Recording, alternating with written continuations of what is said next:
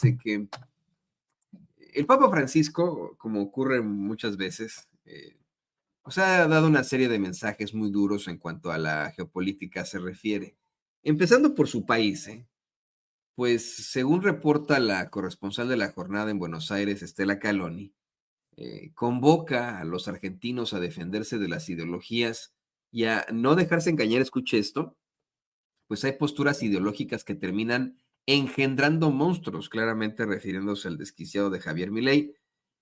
Y es que, mire, da una entrevista en la que califica de criminales y hasta de suicidio programado estos ajustes en la educación durante el primer año del gobierno de Milei y señala que esto sucede pues en los países un poco dictatoriales, así de como para suavizarlo un poco, para decirlo de forma eufemística, un poco dictatoriales, ya sea con dictaduras confesadas o dictaduras encubiertas. Qué fuerte, ¿no? Lo que plantea por ahí el Papa Francisco por una parte. Y por otra, denunció abiertamente el genocidio en la Franja de Gaza. Ya lo había hecho con antelación, ya había dado a conocer que efectivamente pues, si era Naciones Unidas, si es Naciones Unidas, si la Corte Internacional de Justicia, si tantos organismos lo están planteando así después de haberlo revisado, pues claro que es un genocidio. Y ahora dijo el Papa Francisco que esto que ocurre en la Franja de Gaza, este genocidio a manos del Estado político de Israel, es una crueldad absoluta. No puede ser guerra. Y mire, ahorita que escuche usted al Papa Francisco italiano, mire, como nosotros los mexicanos somos hispanohablantes, la mayoría de los hispanohablantes entendemos un poco de de las lenguas romances, las lenguas que derivan del latín, ¿no? Muchas de estas, ¿no? Usted lo sabe perfectamente, pues es el español, el italiano, el portugués, ¿no? El portugués, el catalán, obviamente, el galego, el gallego, todas estas lenguas que derivan ahí de latín, pues son hasta cierto punto fáciles de entender, ¿no? No de hablar tanto, pero sí de entender, ¿no? Como hispanohablantes.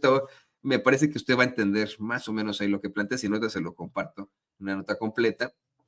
Pero fíjese, quiero que se dé cuenta de cómo es que a lo mejor el Papa Francisco experimenta lo que usted y yo hemos experimentado al observar esas terribles imágenes que nunca le compartiremos aquí en Sin Censura, obviamente, ¿no? Por lo gráficas que son.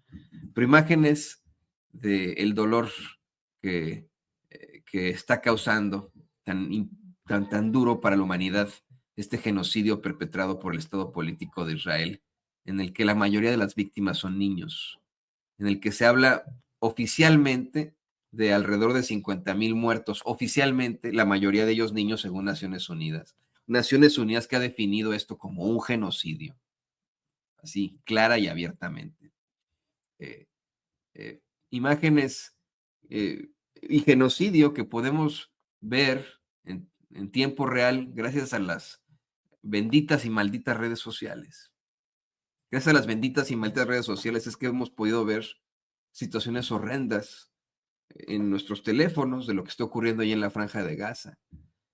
Sitio que cruzó, por cierto, ahora que estamos muy cerca de la Navidad, la Sagrada Familia, para escapar hacia Egipto al verse amenazados por el rey Herodes.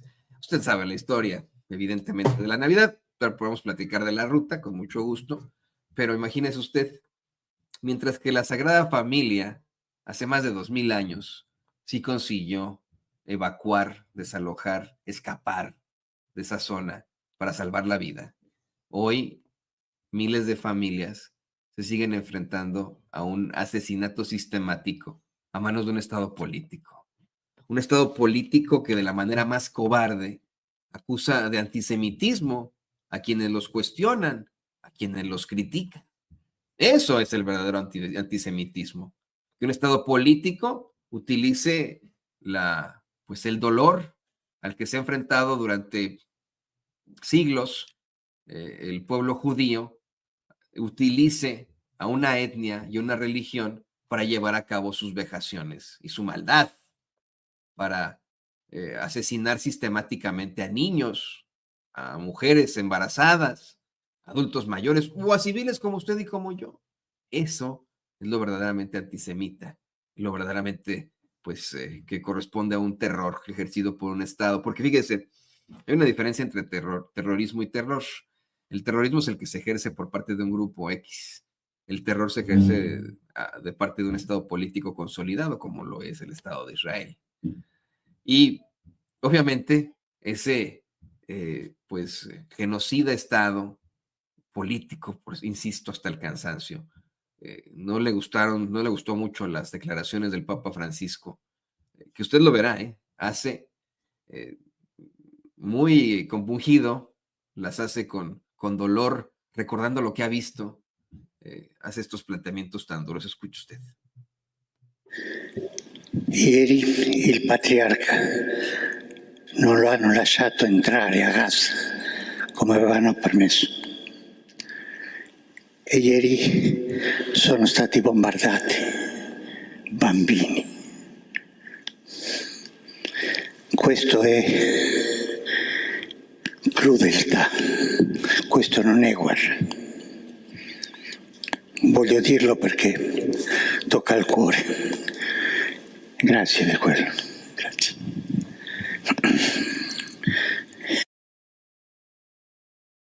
Ahí casi se le salen las lágrimas al Papa Francisco, que dice, están bombardeando niños. Y esto es una crueldad, no es guerra y por supuesto que toca el corazón. Casi se le salen las lágrimas. Y usted me dirá, bueno, aquí qué chingados me importa lo que dice un líder religioso. Bueno, vamos a ponerlo así. Este es un líder religioso, pero también es la cabeza del Estado Vaticano.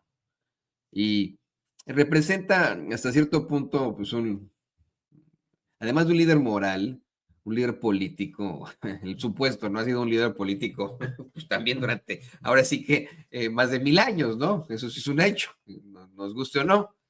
El Papa, bueno, llegó a un punto que tenía casi que la condición de emperador, no hoy en día, ¿no? Pero efectivamente, pues eh, es un líder político, nos guste o no. Le voy a compartir rápidamente lo que plantea por ahí eh, Telesur. Telesur dice, también dijo que, espérame, que es que eh, el Papa Francisco denuncia bombardeos israelíes en Gaza, esto es crueldad no guerra. También dijo que Gaza es hoy en día un sinónimo de muerte y destrucción. En su discurso anual de Navidad ante los cardenales católicos, el sumo pontífice, el Papa Francisco, calificó de crueldad los bombardeos de Israel en la franja de Gaza que han resultado en la muerte de miles de niños palestinos. Ayer el patriarca no lo dejaron entrar a Gaza como habían prometido, y ayer fueron bombardeados niños. Esto es crueldad, no es guerra. Quiero decirlo porque toca el corazón, afirmó el pontífice argentino. En su declaración hizo alusión a la prohibición por parte del ejército de Israel de la entrada a Gaza del cardenal Pier Battista Pizzaballa, máximo representante de la Iglesia Católica en Tierra Santa. Además, el Papa Francisco denunció el ataque aéreo de israelí en Jabalía, en el norte de la Franja de Gaza, el pasado viernes, en el que murieron 25 palestinos al menos, entre ellos 10 miembros de una misma familia, incluidos 7 niños, según reportaron los servicios de rescate locales. Además, recordó en sus palabras que Gaza, ciudad en la que Doroteo ha edificado la iglesia con instrucciones y cartas llenas de sabiduría evangélica, es hoy en día sinónimo de muerte y destrucción. Aunque el Papa logra mantener se logra mantener al margen de los conflictos en el mundo, recientemente también instó a la comunidad global a investigar un genocidio en Gaza. Según algunos expertos, lo que está sucediendo en Gaza, dijo, tiene características de genocidio. Yo le digo a don Mario Bergoglio, que no son los expertos de Naciones Unidas, ¿no? Escribió el pontífice en su obra próxima a ser lanzada, La esperanza nunca decepciona, peregrinos hacia un mundo mejor. Y bueno, continúa esta nota ahí de Telesur. Dice, a lo que agregó, esto debe estudiarse con cuidado para determinar si corresponde a la definición técnica formulada por juristas y organismos internacionales. Bueno, yo le insisto al Papa Francisco, a don Mario Bergoglio, que sí, pues sí es, ya lo dice Naciones Unidas, la Corte Internacional de Justicia. La Corte Penal de Justicia, señoras y señores, por cierto, emitió hace ya un mes aproximadamente órdenes de arresto en contra del primer ministro de Israel, Benjamín Netanyahu, y de varios miembros de su gabinete. también miembros que han renunciado, como el exsecretario de la Defensa de Israel o ministro de Defensa, Yoav Galant. Y pues bueno, mire, yo le quería compartir esto, ya que estamos cercanos a la Navidad. Por cierto, insisto, no tiene nada que ver con la religión tampoco, ¿no? No es que queramos ahí dar una homilía o vaya usted a saber qué. Es simple y sencillamente hablando de historia y de lo que pues nos ha tocado como humanidad. Hay que ser muy, muy claros en eso. Vamos a ser muy, muy claros en que respetamos, por supuesto, a los libres pensadores, a los ateos, a los agnósticos y, por supuesto, a los creyentes.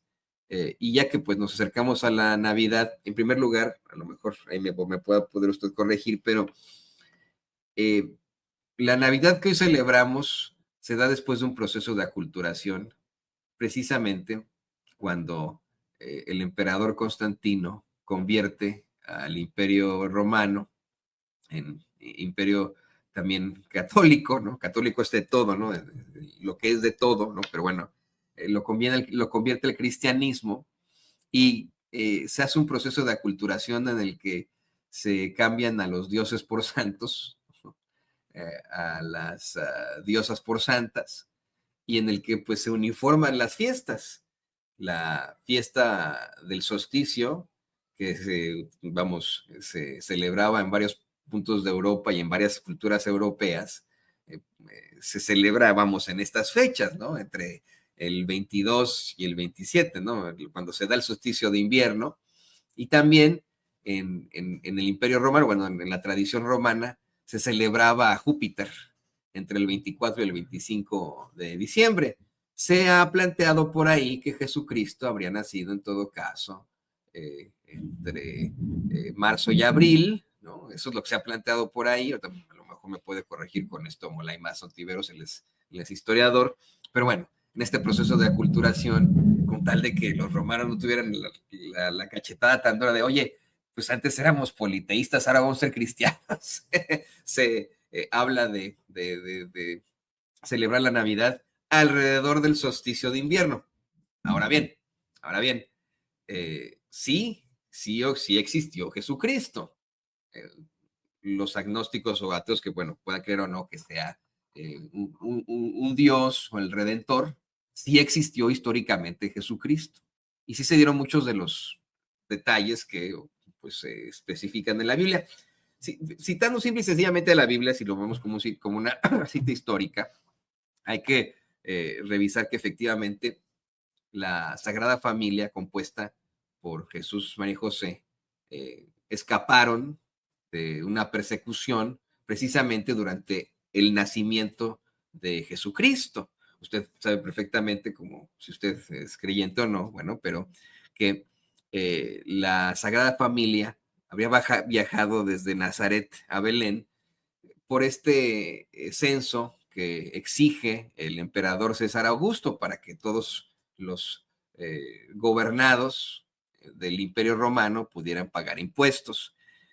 Fue un trayecto de aproximadamente 150 kilómetros entre Nazaret y Belén, que habría tomado aproximadamente 7 a 10 días. Esto pues dependiendo, ¿no? Del ritmo y las condiciones del camino. Algo que no se podría realizar hoy en día, puesto que hay tantos bloqueos entre Nazaret y Belén, ¿no? Por parte del gobierno de Israel, en este apartheid que ellos tienen en contra del pueblo palestino. Los palestinos tienen distintos tipos de pasaportes o identificaciones y de acuerdo a su identificación pueden viajar o no dentro de este territorio. Mire, mientras eh, María y José, María embarazada y José pudieron viajar de Nazaret a Belén, efectivamente entre 7 y 10 días, lo hicieron pues vamos así, ¿no? En el burrico en el que iban y se acabó. Hoy en día tendrían que haber pasado una serie de controles en esos 150 kilómetros entre Nazaret y Belén. Ahora bien, según los historiadores, la ruta más probable que seguía el camino principal, pues es, como ya lo mencionaba hace unos momentos esta nota de Telesur, la ruta de los patriarcas o los caminos secundarios menos transitados. Habría sido Nazaret el punto de partida en la región de Galilea, Nazaret como una pequeña aldea en ese entonces. Hoy se sigue llamando Nazaret. Y aunque pues no se menciona directamente en los evangelios, Séforis estaba cerca de Nazaret y probablemente hubiera sido uno de los primeros pasos hacia el sur. Hoy se llama Sipori, de acuerdo al gobierno israelí, ¿no? También habrían pasado por la llanura de Esdraeleon y el valle de Jezreel, ¿no? Una pues ruta natural hacia Samaria.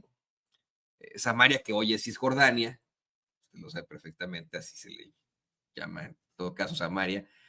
Atravesaron estas ciudades de ahí de Cisjordania, hoy Cisjordania, pero que en ese entonces era Samaria, como Sichem, que hoy sería Nablus, cerca del monte Gerizim, lugar central de la cultura samaritana. También pasaron por Betel, hoy Beitín, así se llama, un punto clave mencionado en varias rutas antiguas. Pasaron por Jerusalén, que sigue siéndose Jerusalén, ¿no? Probablemente pasaron por los alrededores sin entrar a la ciudad, ya que el destino final era Belén, y llegan ahí a Belén, que sigue siendo Cisjordania y es conocido por el gobierno israelí como Beit Lehem. Llegaron a esta pequeña ciudad en Judea, donde, según los evangelios, habría nacido el creador. Y mira, David, cámbiame esta foto porque hay otra cosa, ¿eh? La tradición europea nos pinta a Jesús muy blanquito, pero blanco no era, ¿no? Ni él, ni Jesús, ni María, ni José, ¿no? O sea, es una mentira absoluta que nos pongan ahí a un Jesús rubio, eso no es cierto.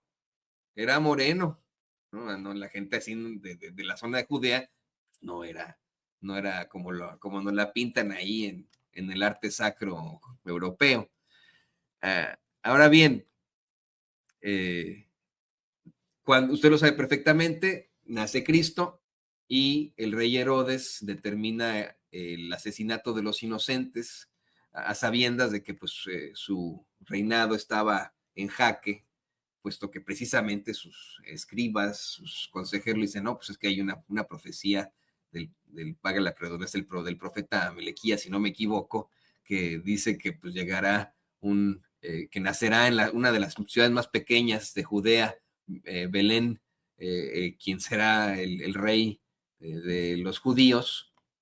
Pues él manda asesinar a todos los niños de Belén en un tristras, una situación horrenda, ¿no? Que pues hoy se conmemora como el Día de los Inocentes. Pero bueno, en la tradición cristiana, en el Evangelio, nos plantean que el ángel de Dios habría llegado en sueños a José y le habría advertido de esta situación para que se llevara a su familia a Egipto.